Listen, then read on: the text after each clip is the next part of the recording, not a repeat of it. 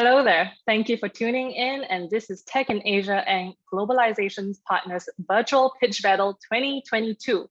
I'm Ting from Tech in Asia, and I'll be your host today. So leading up to today, we have collaborated with our friends from Globalization Partners and received hundreds of applicants from early to mid-stage startups throughout Asia Pacific. And we have handpicked just 6 very promising startups to pitch in front of our judges, and to all of you watching from home, your office, or wherever you are. So our startups are pitching for the chance to win some. I think we got someone very eager to join. Wait, your turn. Our startups are pitching for the chance to win some very attractive prizes from Globalization Partners. How attractive?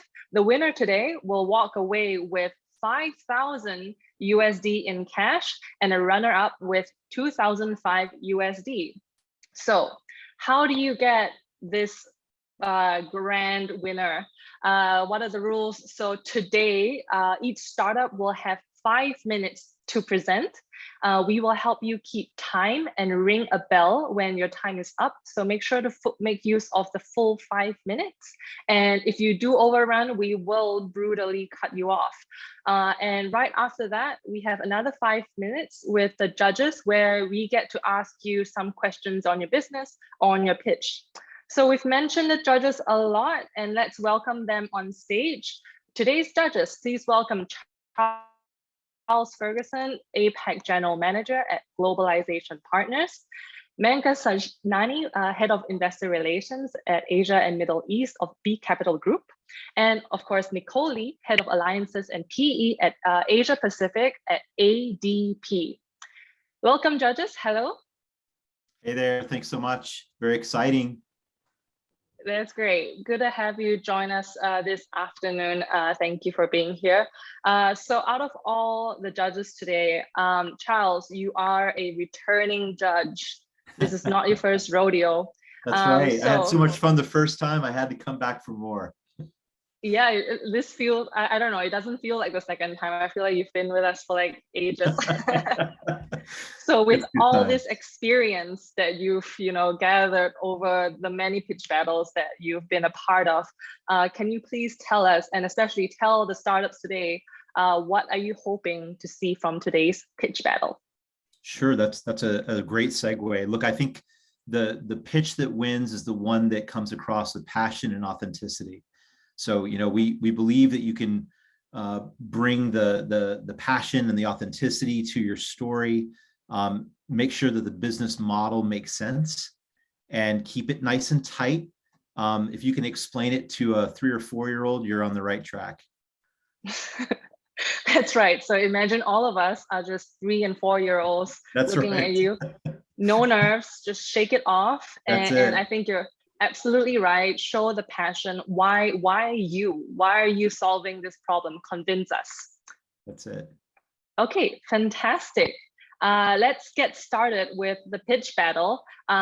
First up, from Malaysia, we have Joon from Wakalu. That's a great name, by the way. Wakalu works with companies to enable their employees to withdraw their salary when they need it most at just a click of a button. Joon, please welcome on stage. Hello, hi, Ting. Thank you very much for the introduction. Hi, Charles. Hi, everyone. Nice to meet you guys. Glad to be here.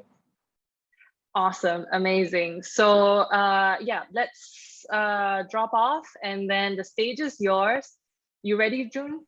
Brilliant. Let me just share my screen, and then we'll get started. Fantastic. Okay. Just okay, we can see the screen.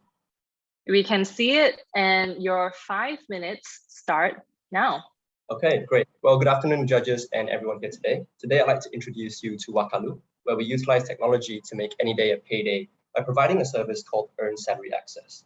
So Earned Salary Access is designed to help employees manage their emergency situations without taking on long-term liabilities through predatory loans. And in doing so, we actually help the employers by improving their employee retention as well as their workplace productivity. So what we are seeing, not just in Malaysia, but around the world, is actually rapidly increasing rates of inflation, leading to rising cost of living, which ultimately impacts those in the lowest income brackets the most. Statistics from the Malaysian government most recently actually shows that 1 out of every 5 Malaysians do not save anything per month. And while most have a handle on their fixed commitments like your rent, your utilities, and your groceries, they feel even more financial stress when faced with emergency situations. If you have to go to the clinic to do a PCR test these days, that will set you back around maybe 300 ringgit. In the most recent floods that devastated KL, repairing your motorbike or your car will maybe cost you between 300 to 500 ringgit at minimum. So these are not only unexpected costs, but also things that need to be paid for immediately, right? And these financial stress will always be in the back of your minds or their minds, affecting their productivity in the workplace, leading to various other problems as well.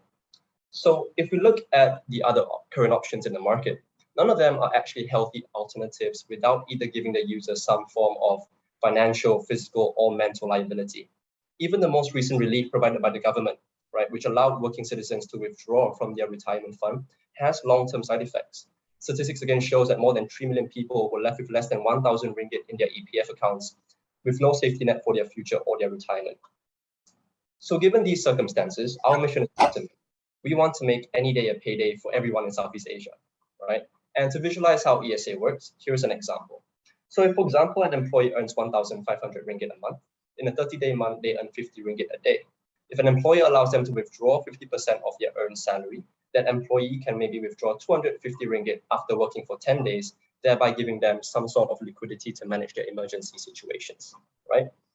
Our model is quite simple. We register an employer, and they can after we register the employer, their employees can then access our website and track how much they are earning every day. Upon each withdrawal, we charge the employee a small transaction fee of 9 ringgit for withdrawals up to 300 ringgit. All of this at no additional interest cost, no collateral, and no credit checks on the employee. We disperse the money straight into their bank account, and at the end of the month, the employee just reimburses back to us for any withdrawals that were made. So our solution not only benefits the employees by obviously providing them instant access to interest-free liquidity, it also benefits the employers. In a growingly competitive world and in the face of the Great Resignation, employers who offer ESA have seen tangible improvements when it comes to hiring and retention. All of this at no additional cost to the employers. So our product has been developed and commercialized. We've really taken the time to look and study about all the other models around the world, as also taking on board feedback from our existing clients to provide a more seamless experience for our employees and our employers. If we look at the market size in Malaysia, we probably cater more towards the lower income bracket, which averagely weighted contributes about 20% to the total dispersed salary in the private sector. And that still amounts to about a 6 billion monthly market size, right? And what we are seeing, obviously, is that the sector is heating up. We are seeing more players appear in the market, which is a good sign of validation of what ESA can achieve and deliver. And obviously, I think for us, it is important for Wakalu that we look to differentiate ourselves from those in the market.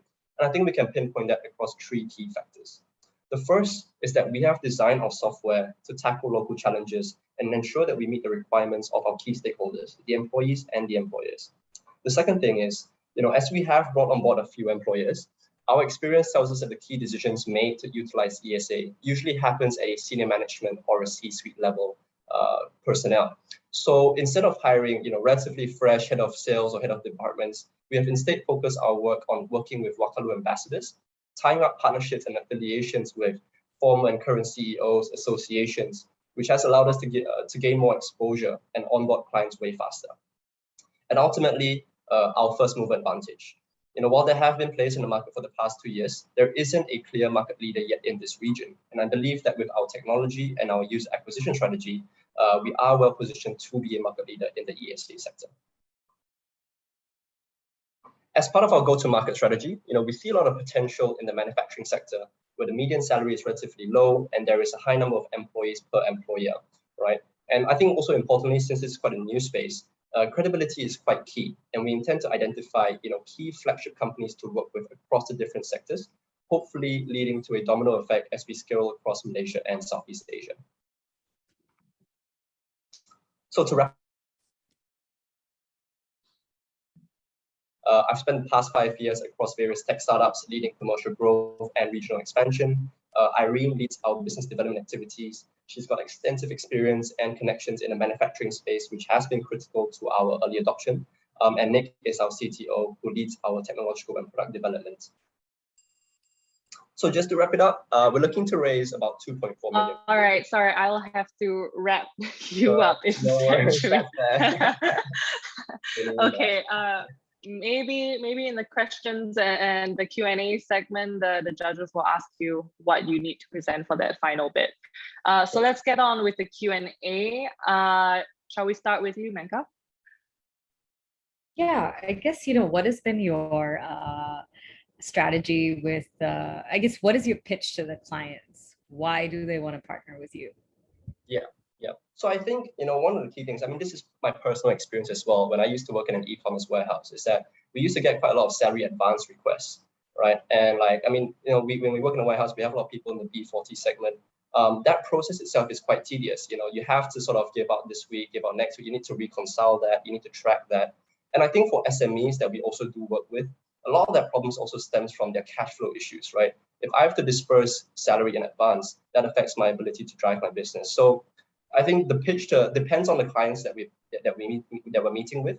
To an SME or maybe to a large local company, that's probably the biggest problem we're trying to solve. That we take away that problem for them, we outsource that salary advance problem for them.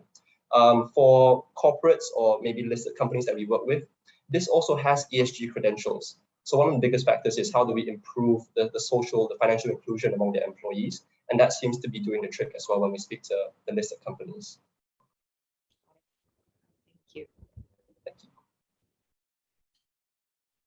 Yeah, Joon, a quick question for you, mate. What do you see beyond the very target-rich market of Malaysia in terms of expansion for you guys? I mean, where would you look to be your next frontier?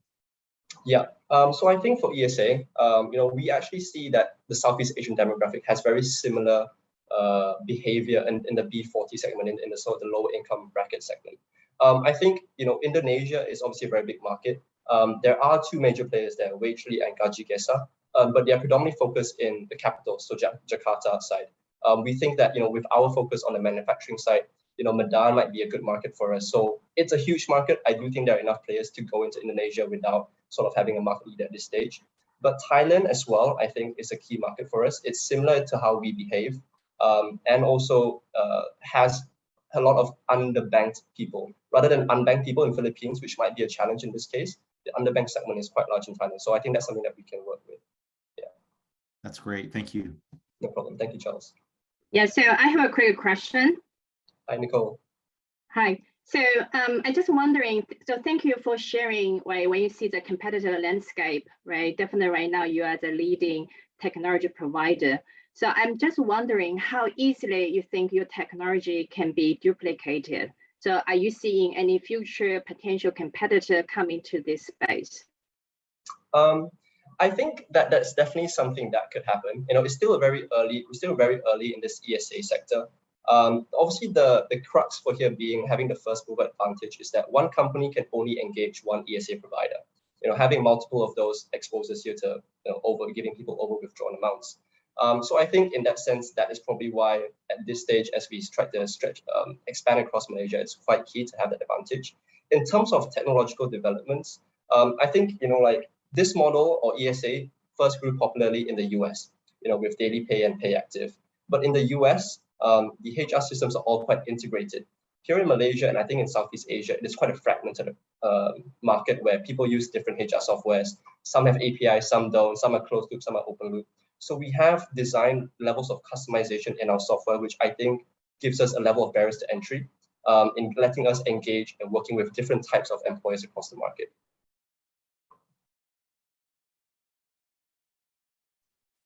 Great. I think we have time for just one final question in a minute. Sure.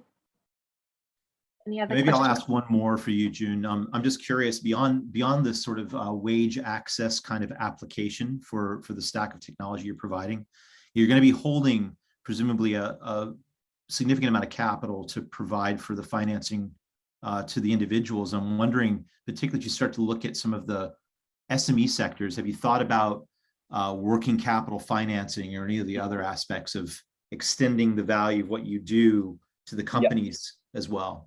Yeah, I think that's key for us. ESA as a market alone, we do think that there is huge potential. But in our acquisition strategy, we acquire the employees, which are our paying customers, but we actually also acquire the employer in a way because we have to income first. So there are two sort of channels of how we can expand. Do we sort of go down the B2C route where we cater more to the employees and providing them maybe payment methods, the NPL sort of sectors, or do we also work with employers and providing, you say, maybe financing, loans, and even HR softwares, right? So I think at this stage, we are sort of focusing on the ESA sector, which is still so large, but naturally we do plan to sort of expand across verticals. Very cool. Thank you. Thank you, Charles. Thank you everyone for your time. Okay, that's great. Thank you, Joon, for pitching to us and being the first, bravely so. Right. We're also getting some questions from the audience from Vincent Tan. So maybe you can address that question in the chat box. And yeah, just to remind us, the audience, let's keep this interactive. If you have anything to say at all, say hi, any questions, drop them in, and then maybe we'll get to them in some time. All right, let's move on to the second startup. The next startup is a local homegrown one from Singapore. We have Yatir from ConfirmU. That's a very Singaporean name. Can't get any more Singaporean than that. It is a data analytics startup specializing in alternative credit scoring services for lenders using games. Interesting. Hey, thanks for joining us, Yatir. Hi, Ting. Thanks, everyone. Thanks for taking Asia for hosting us. As part of this pitch battle. It's a great honor for us. So just quickly share my screen. Can everyone see my screen? Almost saw your WhatsApp there. Yeah. Sorry about this. Yeah. Okay, so sure. as I said, your 5 minutes starts now. Okay. So ConfirmU is a credit risk scoring startup, and what we do is we provide lenders with alternative credit scoring, which is based on a 3-minute non-invasive game. And this is to address the problem of financial inclusion, where 3.7 billion people actually lack access to credit simply because they don't have credit history. And what that means on the other side is that lenders are losing nearly $1 trillion in global annual revenues as a lost opportunity. So our company, or the team here, came up with a novel approach that actually seeks at games as a main solution here. The game is a 3-minute game, localized and culturalized to any lenders that we approach to in this planet. And it allows lenders to reach out to people who are illiterate and don't have any past performance history. Essentially, the game would be embedded within the lender's workflow applications. So anytime an applicant would apply for a loan, he would basically be routed to play this game. And through that game, we can decipher 12 personality traits. And what's most important for lenders, we can actually get their intent to repay of those borrowers. So ConfirmU and the team here, we think that, as part of that $1 trillion opportunity, we can reach something around 3% of that global opportunity. And in fact, in the next slide, I'll show you why we actually think we can get there. So we estimate our global reach out and total revenues within the next 5 years to be estimated at around $3 billion. And the mission and the vision of this company is to become the next global alternative credit bureau. That being said, actually replace the existing models of credit bureaus out there. So we're live only in the market for nearly 16 months, but nonetheless, we managed to get some really good, decent traction with lenders out there, including 3 credit bureaus already. We've piloted with Experian in India with more than 30,000 consumers who've played our game using Grameen Foundation and Sonata Finance in a 2-state solution in 3 languages. As you can see on the top line of the customer chart, we are engaged with some of the largest banks in India, 2 credit bureaus in Africa, and neobanks, and also a huge telco that actually gives us access to more than 1 billion borrowers in total. And also our metrics shows that more than 50,000 consumers have engaged with us, and more than 10,000 loans have been disbursed, and nearly 122 million data points have been acquired. And again, this is not just a game. The game is a way for us to reach out to those people and engage with them. But what our main product is a global credit risk model. And just to show you highlights from one of our last pilot in Africa, where our lender was basically a lender that lends to farmers so they can actually acquire cows. So in this pilot, we've managed to show that we can actually reduce for the lender more than 43% of its defaults and increase the revenue business by nearly 2.5%. This is small, but we're gaining more and more data and more clients, as you will see, and this will actually make an impact and a change in this world. So they're looking at the science behind what we're doing. So basically, lenders are looking at two types of personas. One is the guy who has basically a locus of control and he's minded of his day-to-day life obligation. And the other typecast is that entrepreneurial type, which has passion and goal achieving. And this guy would do everything to maintain his business and grow his revenues. And these are the kind of personas that lenders would like to extend credit to. And this is what we're being asked, by those lenders to identify. So what makes ConfirmU different? Two things. We're not intrusive, so we're not taking anything, your personal financial information. We don't know who you are, your age, where you're coming from. Unlike others that, look at, social demographics, we're not exposed to that. We're just part of the process, and we take pride of this. We're not a questionnaire, we're a gaming experience, and this will allow almost everyone to engage, whether they're age of 16 all the way up to 80.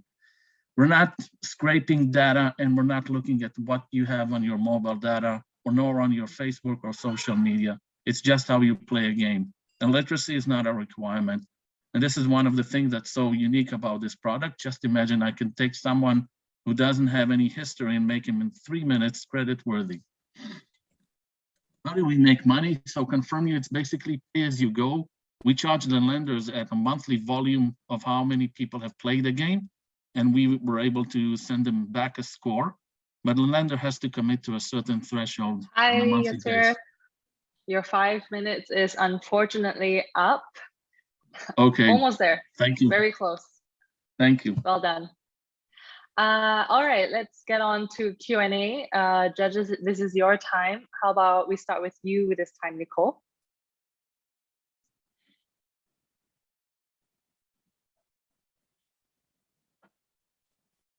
Sure. Perhaps Charles. Oh, Nicole, yeah, you can hear us?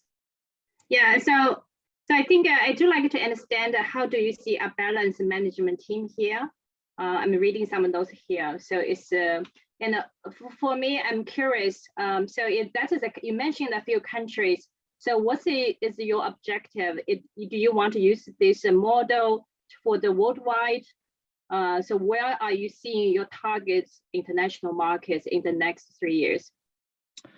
So primarily Southeast Asia is our main markets. So we have, we're deployed in Indonesia, Vietnam, India, and looking to expand right now in Africa.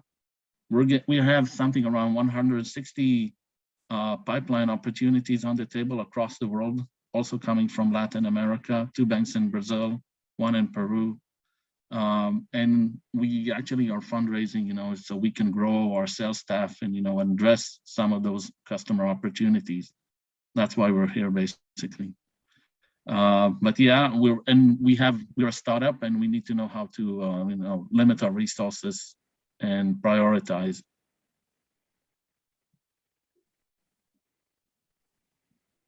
Brilliant. Thank you.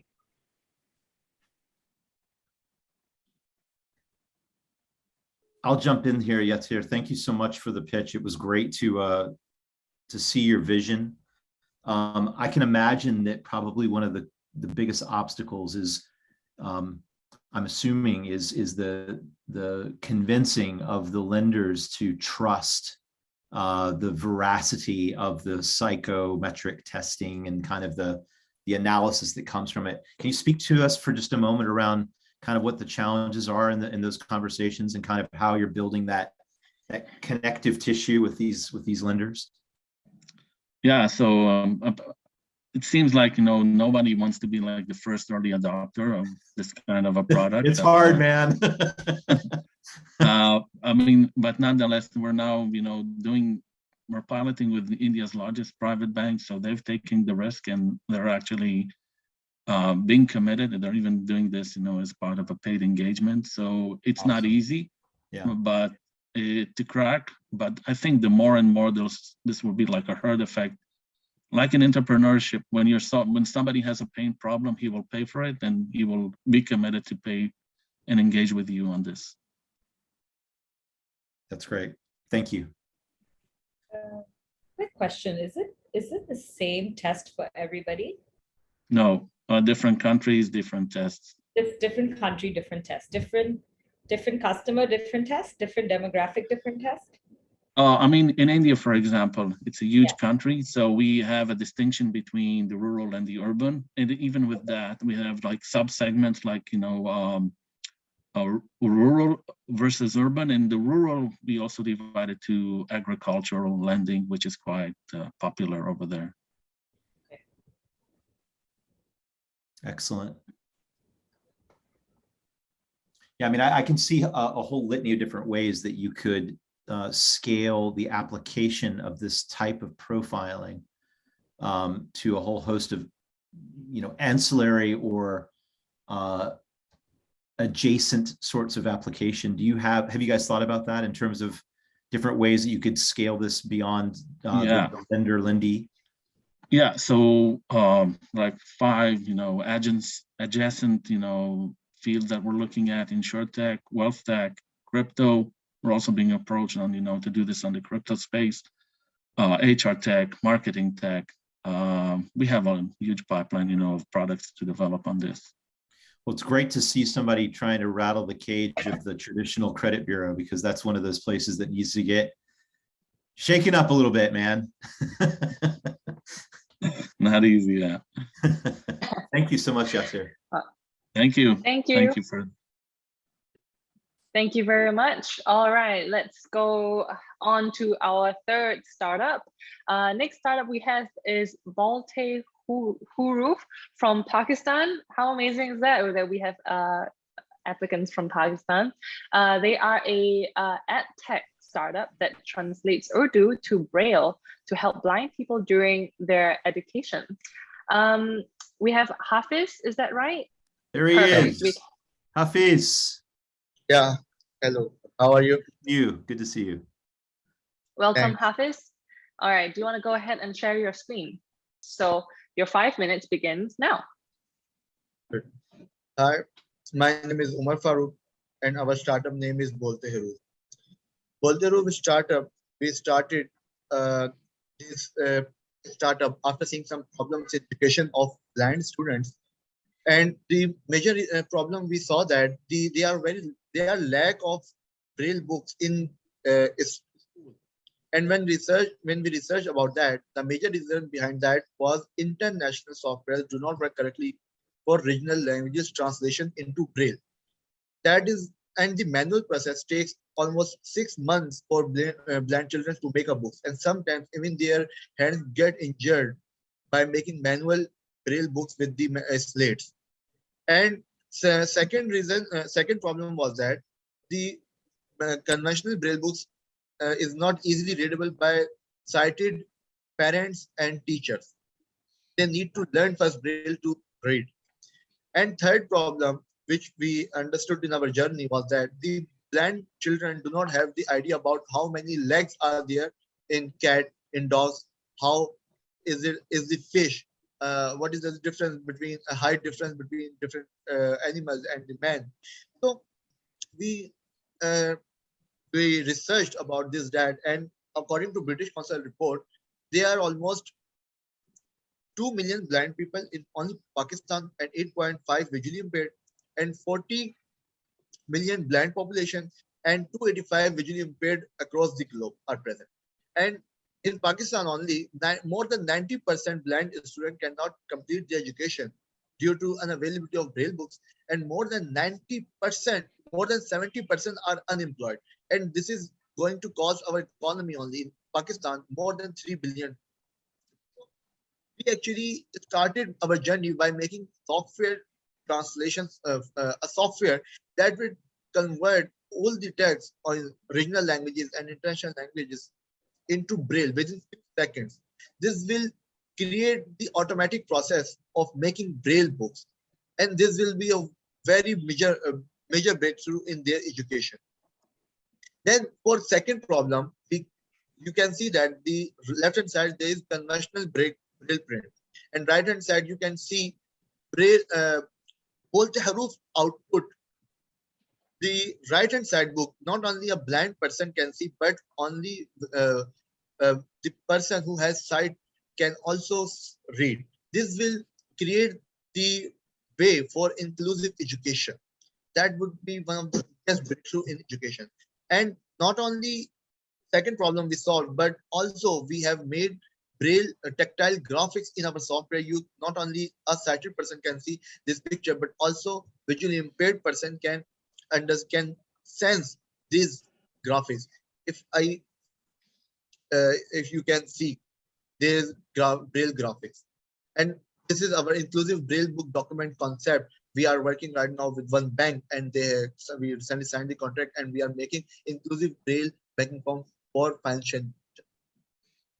So this is our competition, and one of the biggest key USP we have. This is we can produce inclusive Braille books, documents, Braille books, and not only a sighted person, but a visually impaired person can use our software without any external software.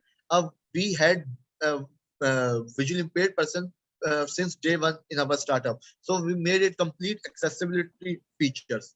And this is our total addressable market, which is actually $4.4 billion market. And recently, we contacted with the government, and the President of Pakistan liked very much about our idea, the work we are doing.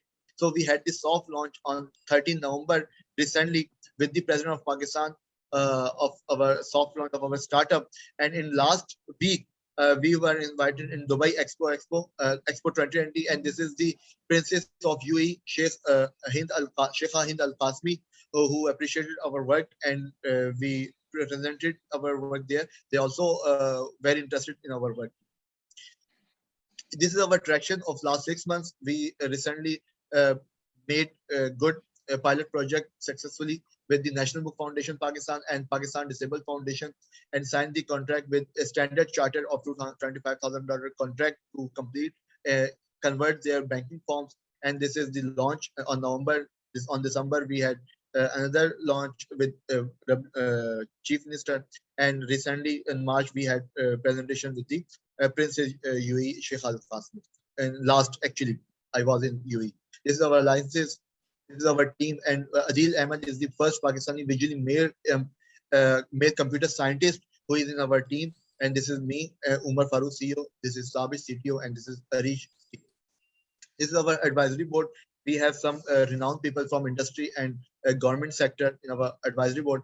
This is our roadmap. Hi, Hafiz. Sorry, you're really speeding there. Thank you so much. You're really speeding through the last 2 slides. I really admire your good dedication job, man. There. So much. There is so much to say. I'm actually worried. Nicole, are you there? Anyway, jump in if you're there, Nicole. But let's start off with a Q&A. Charles, do you have any questions for Hafiz? Yeah, Hafiz, I mean, this is an incredibly a brilliant approach, and I'm very curious, beyond the substantial market opportunity that you see to help the population of blind Pakistanis, because it looks like the ability for the software to interpret across multiple languages. Do you see this sort of inclusive approach scaling into beyond Urdu and going into like Arabic and Thai and other double byte character set type languages? Is that a potential? Yeah, we definitely have. We are already working on the English and other languages, and we will not. We started with the Pakistan, but definitely our aim is to go global in this specific niche, because when there's problem, I believe there is an opportunity. Absolutely. And when I saw that problem, I I started work on it because I had belief. I even left my university and drop out and totally work on my startup. And recently the traction we had got, and because of, I think, because of our approach, when there is problem, it means that there is an opportunity. And because we are solving a problem, we are getting it. Thank you. Can you share a little bit about what inspired you to do this? I'm really curious. Where did the inspiration come from? Why did you start this? You know, what motivates you? Actually, this is very dramatic story. Actually, when I first met with the, I actually had a call with the Vice President of Pakistan Association of Blind, and he told me that we have got your marketing thing, and can you please make text-to-speech software and braille translation software? So I didn't get. I said, why you want this software? So he told me that I am blind and we do not have the books in our education system. So I got shocked and I said, okay, we should meet. And I met with him and he told me that we one of the biggest nation in the country, but our children do not have the books in our school. So actually I took it as our national responsibility and tried to start this project on that time. Damn technology. Anything we had the integration problem. No, And Hafiz, thank you. I think maybe if I can just interrupt for one last little portion, because this is the portion that we probably didn't get to touch on. What's the business model, mate? Business model, we have actually software licensing model and real documents model. Okay. So we are making, we are giving them, banks, inclusive braille banking forms, and we are pitching government and hospitality to make their forms as well inclusive, to have NICs, passports, and all these things for visually impaired persons as well. Excellent. Thank you. Thank you. Nicole, do you have any final remarks? So this is definitely a great initiative. I'm very touched by the idea. Thank you for working on this. Yeah, and also impressive on the revenue stream. And I'm seeing already broad clients. So this is great. Yeah. Thank you so much. Thank you. Wonderful. Thank you, Hafiz. We will come back to you later. Next up, we're nearing to the end. This is our fourth startup. Surplus is a food rescue app in Indonesia, which enables customers to buy meals from food retailers. Welcome to the pitch battle arena, Agung. Yeah, hello everyone. All right, let's begin. Your 5 minutes starts now.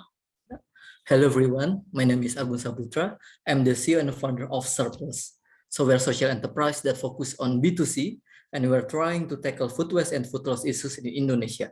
That's why our tagline is Save Food, Save Budget, and Save Planet, because it represents the benefit either for the merchant and to the customers.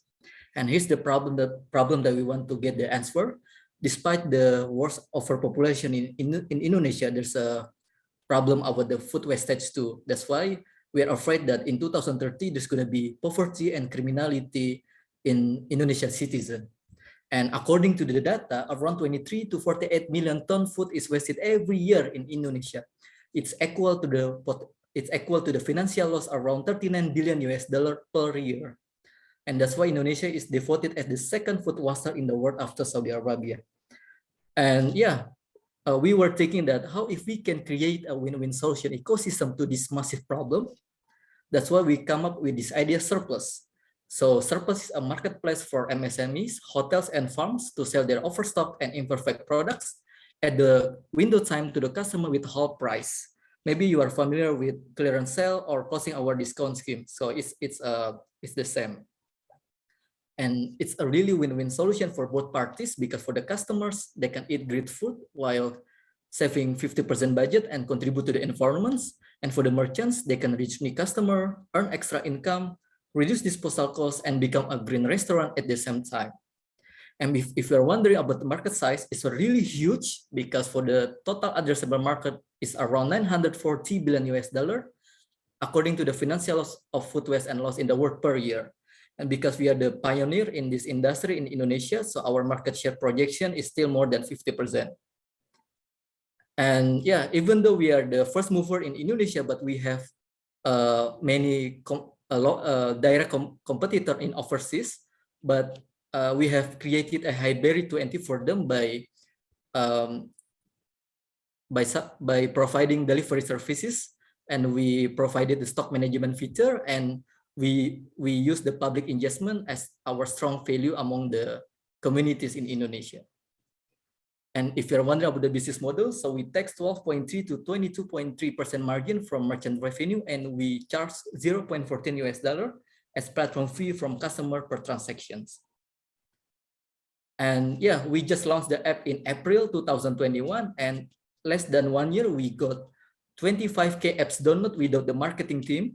So we grew organically with 428% GTV growth year on year and 836% revenue growth year on year. And yeah, we have been operating in 8 cities in Indonesia, and our customers are 70% women with target population, low middle income, and vulnerable communities. Their occupation mostly are students, newlyweds, and housewives communities. And if you're wondering about the partnership, we have been partnership with 2,000 merchants, and the percent contributed GTV mostly comes from breads and cake with 65%, following by snacks and fruits and vegetables. And if you're wondering about the impacts, we have been saved more than 1.5 ton meals in less than 1 year, and we have been prevented potential $20K in losses for 2,000 business owners, and we have been avoided potential 30 tons of CO2 from the landfill as well. And for our growth strategy, we want to reach 10 to 20 times growth in the end 2023 by doing some strategies such as corporates and FMCG startup, hotel startup, government startup, B2B2C model, group buying model, and free model. So that's why for the investment, we want to target $500K for the next 18 months for pre-valuation for $1 million in order to create marketing team, because we have no team at the moment. So we're gonna use 40% of the fund to boost the traffic, and we will rent warehouse for 10% of the fund, and we use 35% of the fund in order to team expansion purposes, and the rest for owning a delivery fleet in order to boost the completed order as our North Star metrics. And the last one is, this is our core team. I have more than 3 years experience as environmental consultants, and our CEO and CTO have done more than 6 years experience in their industry, and we have 2 business advisors that have more than 10 years experience in their industry. So that's from me. Thank you. Well done. Thank you. Nailed it.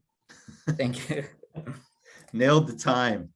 Oh, thank you. Thank you. It's Yeah, maybe well it's quite done. close here. You've definitely done this more than once. All right, let's move on to the Q&A. Let's start off with some questions. Menka? I was just looking, I'm just thinking actually, maybe someone else can go first. Okay. I can take that. Yeah. So this is great. Thank you for the presentation.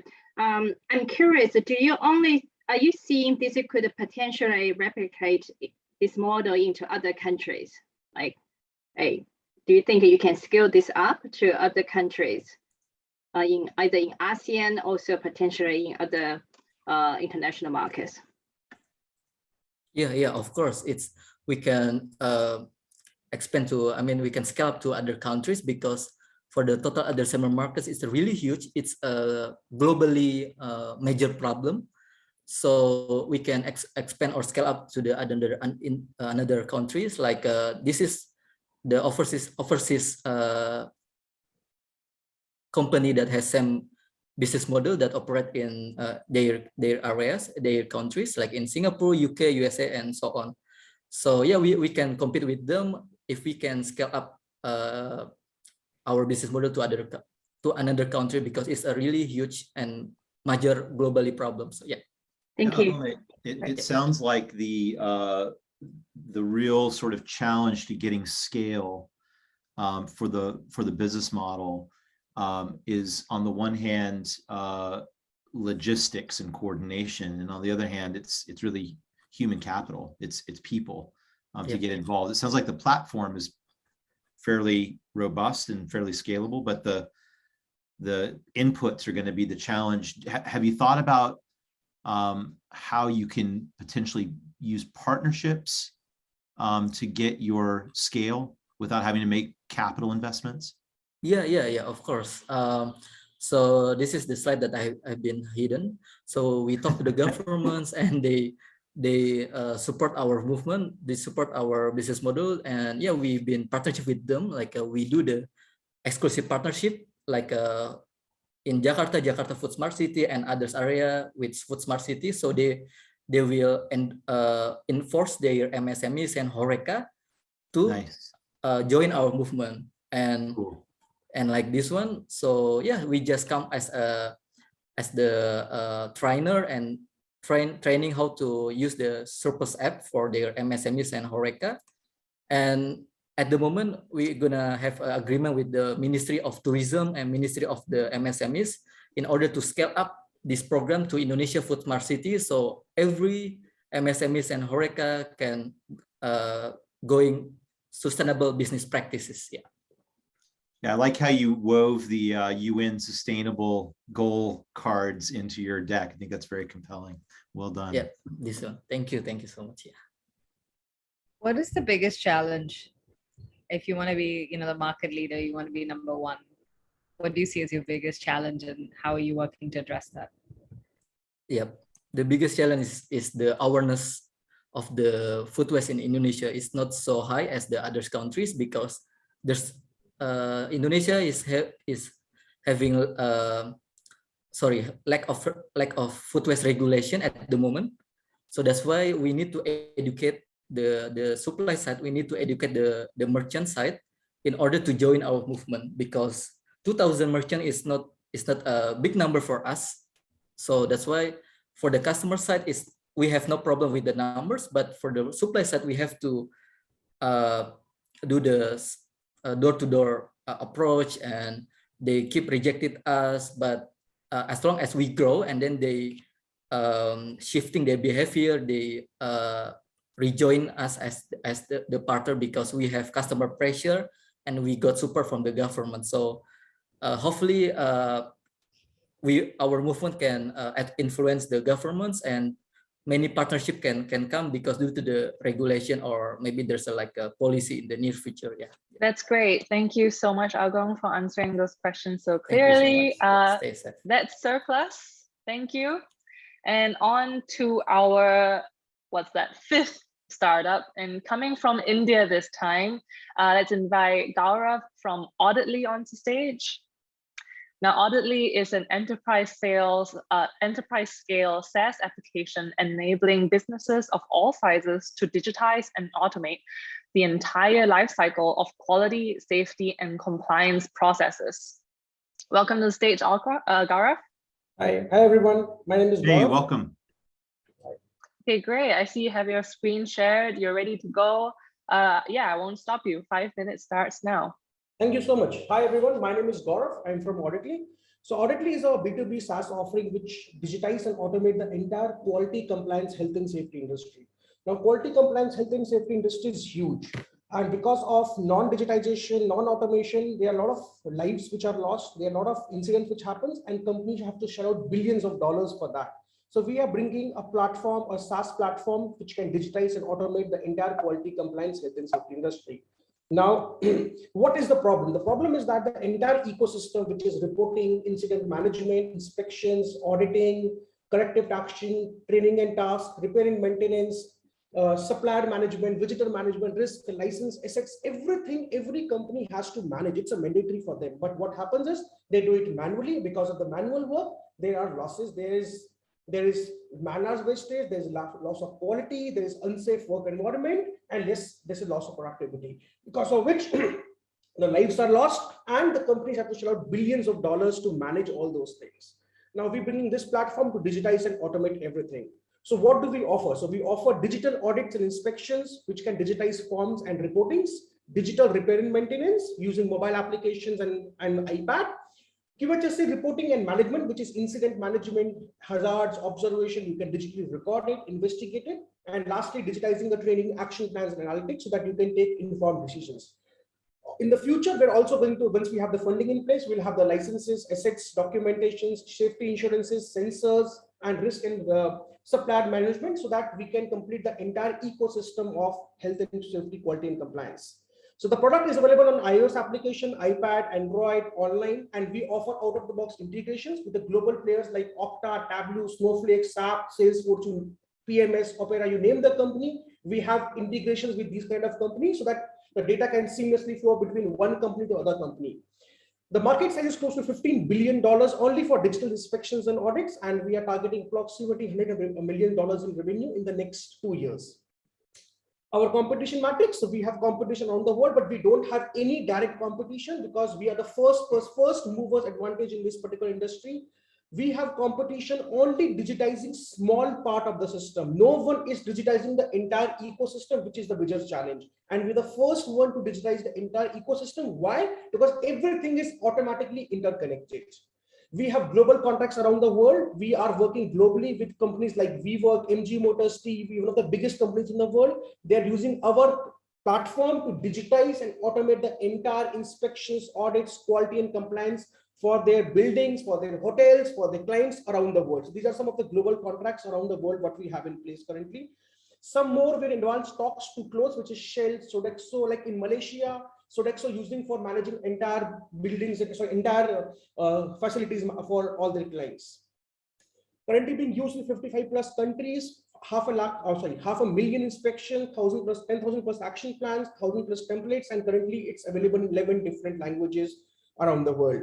Our last year revenue was $350,000, and this year we're targeting close to $1 million in revenue. Our pricing is per location, per user, or per inspections, and by the end of this year, we're going to launch our freemium versions as well. Go to market. So we have inbound, outbound both. Our team. So I take care of the head of sales and marketing. I have extensive knowledge of scaling up 3 startups from an idea to $1 million in revenue. Jasmeet, our head of technology, has extensive process automation experience, and Robert, who's our head of operations, has extensive experience in health and safety by sailing in merchant navy on chemical tankers. Thank you. I think well ahead of time. Well done, Gaurav. Nailed it. Well Drop done. the mic. Yes, you should be proud. All right, let's move on to Q&A. Can you start with Charles, maybe? Sure. So Gaurav, I really appreciate the vision of kind of the universal integration story. There's a thought that I had as I was listening to the way that you are approaching solving the problem for all the various disparate aspects of kind of the health and safety and the audit, et cetera. And it dawns on me that it very well could be the case that you become potentially like an OEM operating system for the partners that you, or for the competitors that you were talking about who attack niches. Is your intention to be a standalone, or are you going to be a white labeling solution? So we are currently as of today we are standalone, but yes, we are offering a white label solution, but we do not prefer that option because since we do a global contracts with firms, right? So they usually say, okay, since it's a global contract, it will be used across the world. So we want a white label solution, but though we do not encourage it because we want our brand name to be there because we want to be the main player in the market, and which we are right now. Understood. That's helpful. And then you're looking globally, obviously, but are there particular markets that are perhaps nearest ports of call for you guys? I mean, is construction industry segmentation? So you're going to, UAE, or I mean, is there a particular angle that you're pursuing in that regard? So technically, our primary market is US and Europe. Though what we are trying to do is we are being used around the world, but the primary market is in India, and we are only targeting a specific sectors. Like if you can see, we are targeting hospitality, retail, healthcare, facilities management, and yes, manufacturing and constructions and statutory bodies.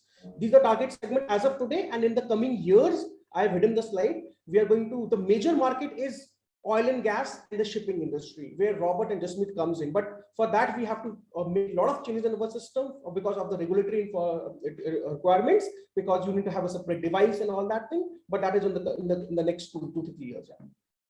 Understood. Thank you. Let me pass to my colleagues to ask some questions. Thank you. Yeah, and I forgot to introduce Robert, who is joining the stage as well. To Gaurav called for backup. So let's two heads are better than one. Exactly. So let's give Robert some questions. Nicole, do you have anything? Yeah, sure. So I'm impressed by this generic SaaS solution to address so many challenge and problem here. So my question is around what's your current operation model related to like data security, privacy? Because I'm thinking you are dealing with a lot of those sensitive information. So maybe can you elaborate on that? Yeah. So Gaurav, you want to take this? No, you can answer it, no problem. Yeah. So we are hosted out of the Google Cloud platform, and all our information and all our data is hosted in Google Europe, and we are compliant with all the GDPR requirements for Europe and for any other requirements that our clients have anywhere else. Additionally, we are working on hosting the platform or the solution actually on a private cloud if the client so requires it, but that is still in progress. And plus, we are also every year we get inspected by a third-party company, which is ISO 27001 certified company for any kind of securities and other things. We get inspected every year, and we have the certification, security certification also from these companies every year. And all the additional security features that Google Cloud provides, we are subscribed to that as well. Yeah. Thank you.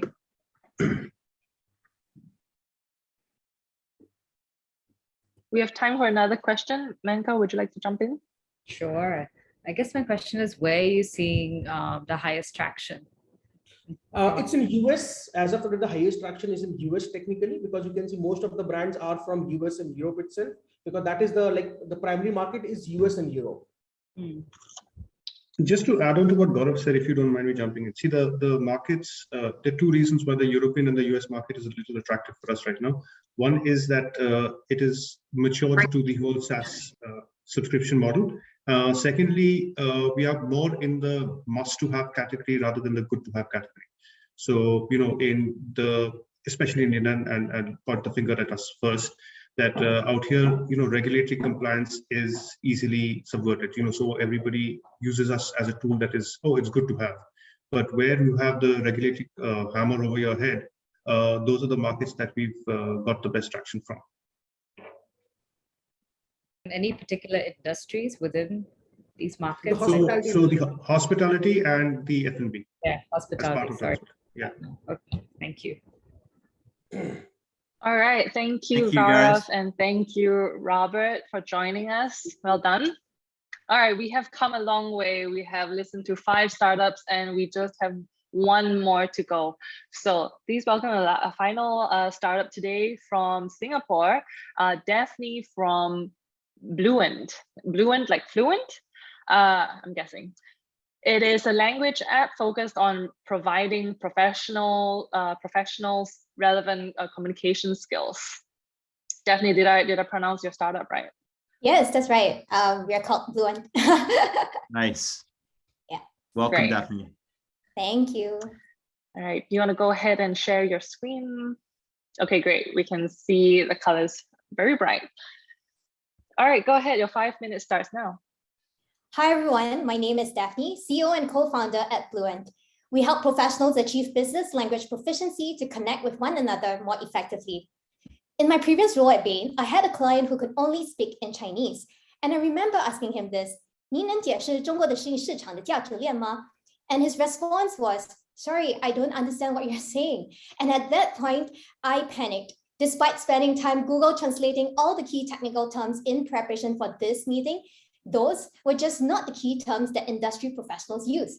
And while this is just a small mistake, imagine what if this was a deal, a negotiation of your lifetime, or a job interview that you are gunning for. We can't afford to make such mistakes.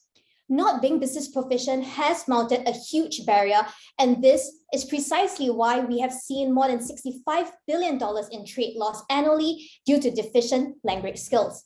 And this problem is even more pressing today with globalization, where more than 54% of firms are expanding globally into cross-cultural regions. And I'm sure everyone in this room here can understand that when you're trying to build strong relationships with your clients, your stakeholders, it is even more critical to be able to speak in their native language to deeply connect with them. And enabling this connection is the reason why we have built Bluent. Bluent stands for Business Fluent, and we are really excited to be building the world's first business language learning mobile app. Enabling our users to achieve business language proficiency is no easy feat. We combine our linguist experts, industry professionals panel to provide a unique pedagogy that has been proven to be 3 times more effective than offline courses.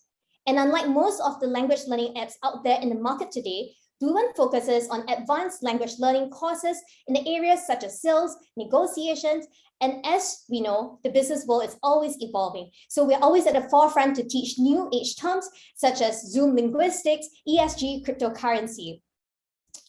And we are starting with one of the most difficult languages to learn, and that is Chinese. And to do that, we have created strong tech IP to deliver an effective teaching experience to our users. This is a big market that we're going after, $35 to $40 billion in size with an 18% market take-up. And I'm very happy to share that users love using our product. We have seen an 80% NPS because this is a product that they have not seen before.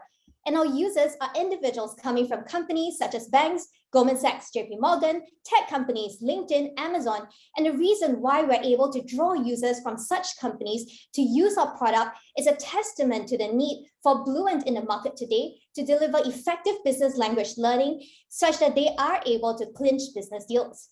Our business model is to start with B2B first to build credibility and brand before expanding into the B2C space. How exactly does Bluent work? We start by introducing our users through a series of flashcards complemented with definitions and relevant workplace examples. They then reinforce their learning through a series of more than 2,000 practice questions, not only in reading and writing, but also in listening and speech. Lastly, they then apply their learnings to real-life case studies. This example that you see here is an income statement of Meituan, a Chinese shopping platform player, to test whether they are able to truly contextualize these key terms. Coming from Singapore, our team here at Bluent are all effectively multilingual, and we have seen firsthand how multilingualism can unlock immense career benefits, and we want to bring this to the world at large. I bring with me my experiences at Bain. Isheng, ex-Goldman Sachs alumni, draws on his strong technical experiences, being early engineers in startups such as Stashaway and Helicat, taking them from pre-seed to Series B. Zhigang with strong operational experiences, having founded his own company previously, and Xiaoting with a master's in second language acquisition from the University of Oxford to lead the team here at Bluent. And as seen in the casual language learning app space, which has grown significantly in market value, we believe Bluent too can be a winner in this new category that we're defining, the business language learning app space. And I'm immensely proud of our global and multilingual team coming from 6 different countries who are deeply passionate about language learning, who has helped us to bring our app to life to the app stores in a short span of 7 months. But this is just the start of our journey. As we are looking to accelerate our growth through our first round of fundraising to bring business fluency to the rest of the world, we would love to invite you to join us on this journey to connect the business world together. Thank you. Awesome. Thank you, Daphne. That was a great presentation. Well I don't done. know if you know this, but Charles is also fluent in Chinese. So maybe Charles, do you think you'll find this app useful for yourself? Let's Totally, man. Are you Q&A. kidding? I need it badly. I'm rusty. Yeah, we would love to offer you, you can a promo code, and then you can test it out and give us feedback about the application after this. Groovy. Thanks, Daphne. So Daphne, thank you for the presentation. Very impressive. So you focus on the business language. I was wondering, are you seeing your solution offering? Can you standardize this? Do you see those big companies they're asking for a customized solution? Yeah, I think definitely. I think they're depending on different industries. So right now, for example, a lot of our terms are focused more on the general business areas. So for example, sales, negotiations, and also a little bit in the finance industry, like income statements, M&A, so on and so forth. But I think as we are looking, expand across different industries, for example, in the legal field or medical field, I think that's where we see it's probably between companies and industries, probably not so much of customization, but between industries or comparing across industries. And that's where I think we can see some form of standardization. And hence, that's why we believe that Bluent can really scale up and expand quite quickly across different industries. Thank you. Thank you. Minka, anything from you? Yeah, I mean, you spoke a little bit about your pedagogy, and I'm sure it's trade secret, but what about it is working? Yeah, I think when talking to our users, I think first of all, that because we offer our pedagogy across the entire language spectrum, so not only in speaking and listening, but also in terms of reading and writing. So based on our different users' needs, we are able to tailor to that. And also based on the different proficiency levels, they're able to go through the different areas in our learning pedagogy. So take, for example, a user who tends to be weaker in Chinese, they tend to go through our flashcards more often because they find that a useful reinforcement tool. And then they might go through the easier practice exercises that we have to train their learning in that area. And then for users who are more advanced in terms of their Chinese capabilities, they would do more of our case studies because they're already ready, to take it to the next level. And I think while this is the initial phase of our product, going forward, we have been collecting a lot of data points in terms of how users learn based on their different proficiency level. And increasingly, what we want to do is to be able to offer a personalized learning experience to our users based on their different proficiency level. And I think that targeted way of learning is something that we see to be quite effective. Are you planning to roll this out to schools, universities? Yeah, so we have actually closed a sale with SMU because they have been they have a program by which they have interns go to China for their internship, and they find this to be a very useful tool to help them prepare for their internship prior to their engagement. Thank you. Thank you. Hey, Daphne, I want to ask an obvious question, and I'm sure the answer is yeah, no kidding, Charlie, but I'm just going to ask anyway, and then I'll ask another question. So the obvious question is, does this flip around?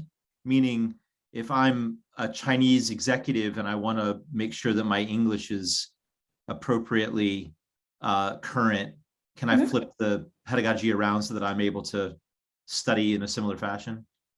Yeah, so it definitely can be something that's flipped around. So we actually have, even though that's not our target market at this point in time, but we actually have users you just now effectively doubled your market, right? Yeah.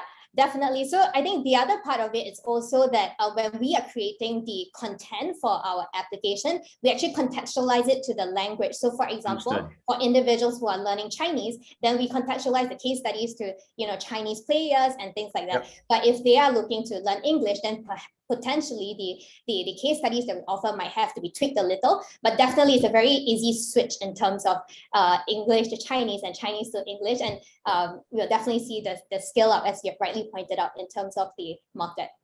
That's cool. And then my next question is, what's next? I mean, you've ostensibly, let's assume you've conquered Putonghua. So what's next? What's the next big elephant that you want to try to eat? Yeah, I think while we have first focused a lot on building the content for the English to Chinese language pair, our next natural extension to your point is really to switch around and target the Chinese to English language pair. And also because we have been working with businesses, and Singapore is a great place where we have a lot of MNCs. We're hoping to leverage on Singapore being the APAC headquarters to expand across their headquarters globally, and we can then expand across to different different languages. So on the language side, that's one of the next steps. And second is we have launched it mainly in Singapore right now, but we're definitely looking to expand to other countries such as Australia, United States, where we're seeing a growing population of Chinese as a second language speakers. And we believe that we'll be able to draw crowds from those countries. Nice, thank you. Thank you. Wonderful. Thank you, Daphne, for your presentation. And that's all the time that we have tonight. And that is all of our pitches for tonight. Thank you to all the startups and all the entrepreneurs and including the team that's behind this, helping you to keep time, helping you practice, helping you put together the whole pitch deck. Thank you for putting yourself out there and pitching to us and everyone that's watching right now. And also thank you again to the judges for taking the time to listen and asking great questions and really encouraging these promising entrepreneurs to keep fighting the good fight. So right now, I think our team will whisk the judges away to a separate private room for this big and very difficult decision to make. Don't take too long now. And our audiences can definitely participate in this as well. As you guys have been very active on our chat box, just drop in your favorites and also tell us why they're your favorites. And if you have any questions at all, you can also drop them in the comment box. Now, while the judges are away to make this giant decision, we have some Tech in Asia folks that will join with me and keep the conversation going. So let's introduce Winston, Tech in Asia writer, and journalist Tianwen. Hey guys, welcome. Hey Ting. Hey Ting. Good to see you. What do you think of the pitches? Were you guys listening at all? Of course. I think the thing that really stood out to me, I think the thing that's really interesting to me is that pretty much all the pitches, pretty much all the startups have this social good aspect to it. They're trying to solve a really big social problems, whether that's with food wastage or with visually impaired students and so on. And I think that's a really good sign of the direction we're heading in. Like we're giving solutions that are coming out for real social issues, and that's really cool to see.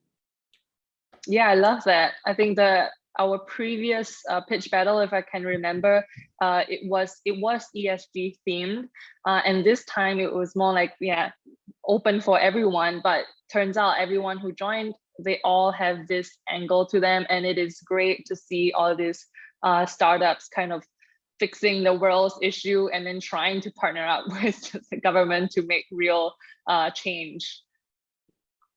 So let's kind of, before we get down and, talk about our favorites, let's just do a quick recap of everyone that we've seen. I think it'll be a bit tricky because there's 6 of them.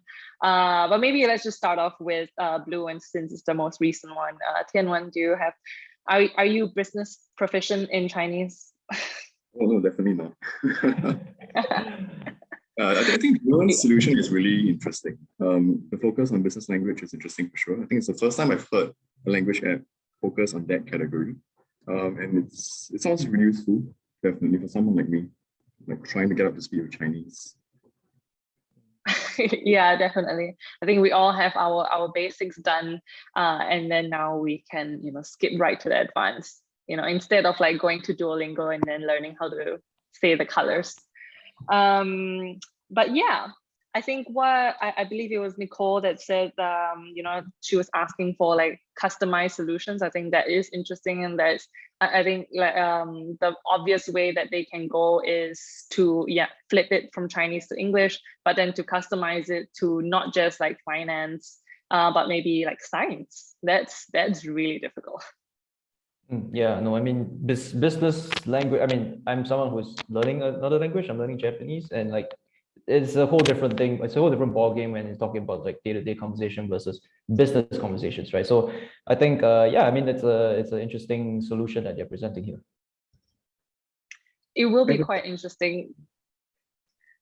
Sorry, go ahead, Tianwen.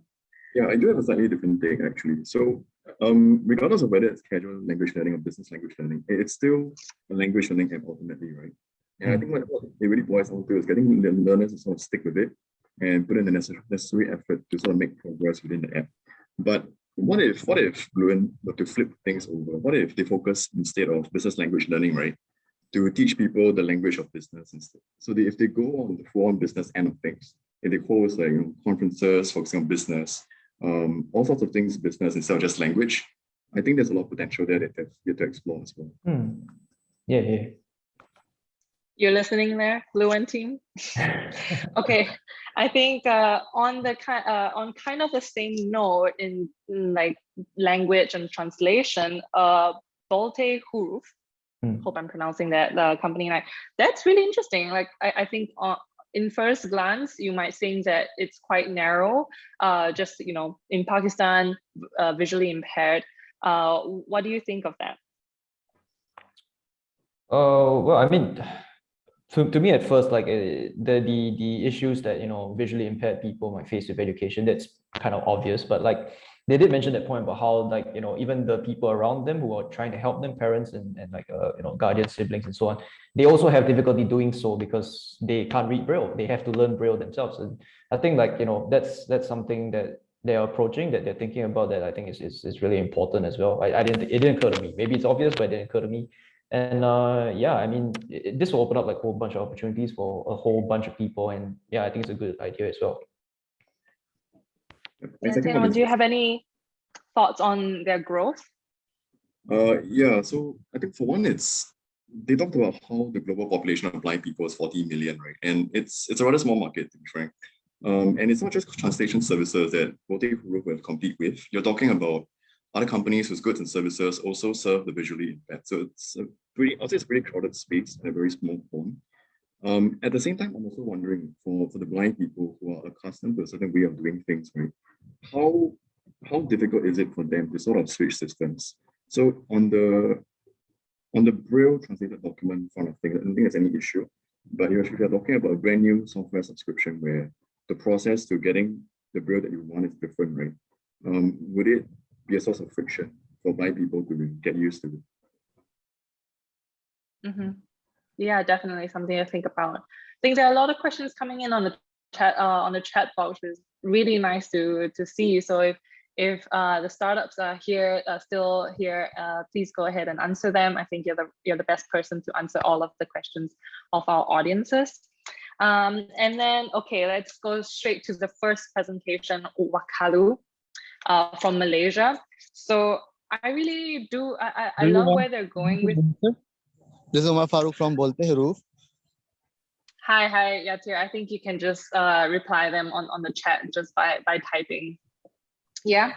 Okay. So with Wakalu, I think it's great. They are really helping these like their markets like be more financially savvy, which is a great thing. I think there are even like volunteer groups here in Singapore where you can join and then like kind of impart your knowledge as like a financial advisor. So they're making this their whole product, which is great.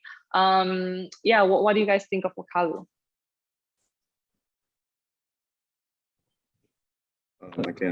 Yeah. Sure. I think there's a lot of new players in the EWA space in Malaysia. As the presentation mentioned earlier, there's Hari Gaji, which they brand as Malaysia's first EWA firm. There's Paywatch, we recently raised about US 5.25 million. And over in Indonesia, it's also a pretty crowded space, as mentioned earlier. There's Gaji Gesa, there's Switchly. And I think it's a good thing overall. In terms of the impact, right? You do see, so there's an impact assessment that's conducted in the first half of last year. And it showed that 77% of 2,200 users actually saw that their stress levels decreased because of the presence of earned-wage access platforms. On the other hand, though, there's this criticism of earned-wage access services where they don't really offer financial advice or guidance to the users. Instead, they are sort of seen as getting people on board and then sort of getting them to be stuck in this on-demand care cycle. So I think it begs the question of whether the companies offering earned-wage access services are offering a panacea in tough economic times, or are they sort of exacerbating underlying problems, right, and compel millions in Southeast Asia to live paycheck by paycheck? Yeah, no, that's a very, very first of all, yeah, I love that you just have that data on hand, but yeah, go ahead, Winston.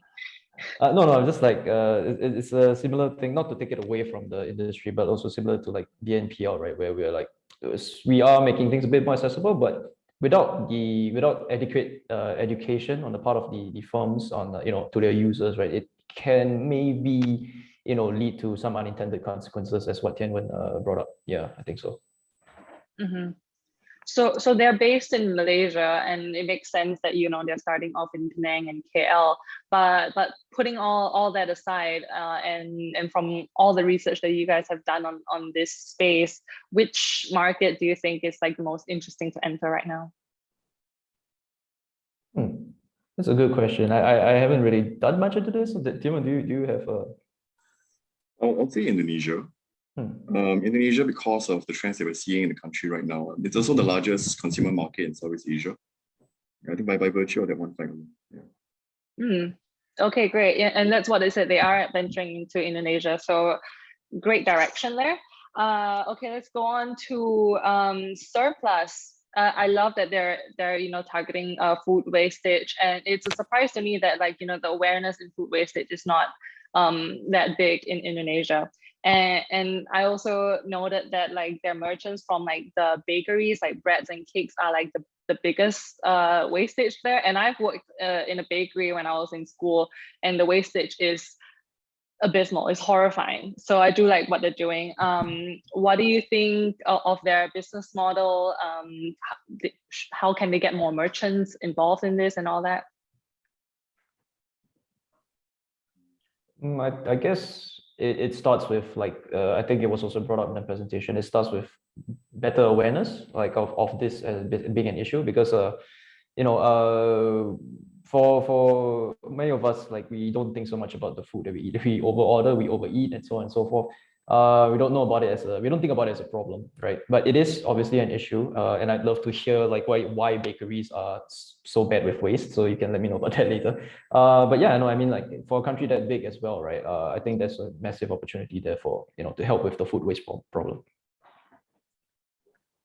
Yeah, and Tianwen, do you think they will have any trouble branching out of Indonesia?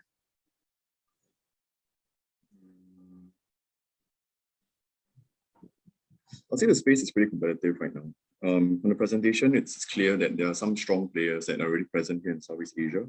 But I think if we zoom into just Indonesia alone, right? To be fair, Surplus is the first. They are somewhat a first mover in this space. But there are other players like Saya Box, Pasar Now, and Kedai Saya, right? They're not in the business of selling overstock or imperfect products, but their services have implications of how much overstock and imperfect products will be left over for players like Surplus to sort of leverage on.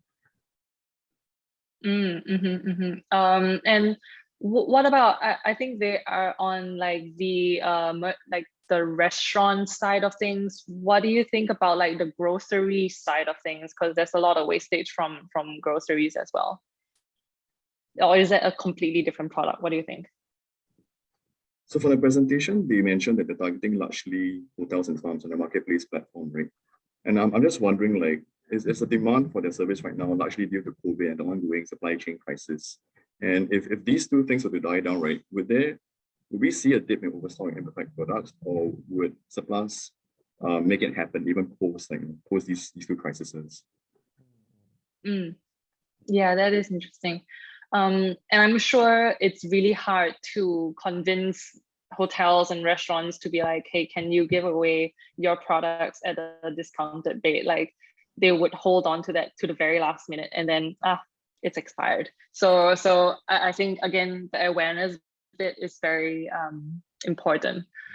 Ooh, we're back, and we haven't got to talk about all the other startups. Maybe just okay, who are you? Am I putting you guys on the spot? But if you had to bet on two, who are your favorites from tonight? Wow. I mean, I like to couch this in again that I think everyone is doing a great job and doing important work. But I think I would personally go with Surplus. Just food waste is a massive thing. It's not just for people but also the planet. So I'll go with that personally. I think the mission is the greatest here amongst many great ones. Yeah, I was thinking what Vincent said. But in terms of the most innovative, I'll probably vote for ConfirmU. Because using psychometric testing for alternative credit scoring is something that I've never heard of before. I've heard of people using mobile phone data, public transport expense data as proxies for creditworthiness. But psychometric testing is something that's completely new to me. In terms of the one that I really like the most, I'll definitely go with Winston on this. I think Surplus wins my vote this round. Amazing. Yeah, definitely ConfirmU is very, very interesting products. Like the amount of movies that we've seen that start off with the protagonist going to the bank and then getting rejected by the loan, and a lot of stories have been based on that. Okay, so the judges are back. Thank you so much, Winston and Tianwen, for joining us and for answering all of my questions. Yeah, thank you. See you guys. Yeah, for sure. See ya. Bye. All right, so the judges had enough time to discuss and deliberate, and I have the names of the winners, but before we announce them, hi Charles, hi Manka, let's talk about, tell me about the winner and the runner-up without giving too much away. Why were they top of mind? Any like, was it because they're like extremely passionate about what they're doing, or the business model was the most sane? Manka, let's start with you. I mean, honestly, I thought everyone was really, really passionate and authentic. So I think we all face a tough time because I pretty much scored everyone the same. So did I. It was really good. So it was hard. I think ultimately we went for innovation and also we, for impact. I guess those were the criteria behind us choosing. But again, it was tough. It was a tough decision. Yeah, when everyone's kind of going at such great rates, you have to. And I really like the themes. I mean, a lot of the themes were about empowerment and uplifting society and just like helping marginalized groups. So I kudos to you guys for picking these 6 startups. I was just super impressed. Yeah, no, not to us, to the teams that are handling all these. We're just like the background bystanders. Yeah, that's true. Exactly. They're the ones answering the hard questions. Nicole, what about you? Do you find how was the process of choosing your top? Yeah, I agree with Manka. It's for us. First, I do want to congratulate every team here. You did a fantastic job. So for us, for the judge here, we spent time, we were impressed by the ideas, and there's a good discussion. It's very hard for us to select, right, who should the finalist, right, get the award. So yeah, but we do look into how your presentation, how innovative your solution, what's your social impact. So we look into all those angles, right? And I do want to say thank you. It's great. Thank you, Nicole. And yeah, Charles, maybe some final words before we announce the winners. Well, it was too bloody difficult. That's my final thing. I mean, look, I would suggest that every single idea and person who pitched did an absolutely phenomenal job, regardless of the outcome of this particular contest or battle, if you will. I hope that everyone that pitched, all these businesses, will get in touch with us and allow us to find different ways to continue to help you on your journey. We've got big networks. We've got a lot of really interesting people we can connect you with. I'm genuinely moved and impressed by every single business. I thought it was truly well done. And you should all be congratulated on your preparation and your effort. And of course, your business is just exceptional. So super well done. Yeah, I completely agree. All 6 of you, you've done a phenomenal job. And I hope that you will get some great connections out of today's pitch battle. If there's any investors who are watching, I'm sure that some of you do reach out to these 6 incredible startups and continue the conversation.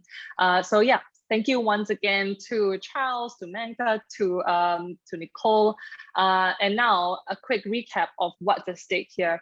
So once again, our winner will walk away with 5,000 USD in cash, and runner-up with 2,005.